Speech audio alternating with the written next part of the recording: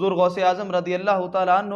آپ پیدائشی ولی ہیں، اس پر علماء اہل سنت کا اتفاق ہے، آپ پیدائشی ولی ہیں، لیکن اس کے بعد آپ کو بھی حضور غوث اعظم رضی اللہ تعالیٰ عنہ کے سیرت میں یہ بات ملے گی کہ آپ نے دینی اداروں کی چٹائیوں پہ بیٹھ کر باقاعدہ طور پہ شرف تلمذ حاصل کیا ہے، اساتذہ کے پاس بیٹھ کے پڑھے ہیں، دین حاصل کیا ہے، پہلے آپ نے علم حاصل کیا، اس کے بعد آپ نے ولایت کا اعلان کیا، پھر رشد و ہدایت کا راستہ اپنایا اور تبلیغ دین کے راستے پہ چلے، اور اللہ نے آپ کو اس مرتبے پر پہنچایا کہ آپ وقت کے غوث اعظم رضی اللہ تعالیٰ عنہ تھے۔ اس لیے اس 11ویں شریف کے موقع پر میں یہ پیغام دوں گا، میں آپ حضرات سے گزارش کروں گا کہ یہ یاد رہے کہ جب تک ہمارا پیر، ہمارا مرشد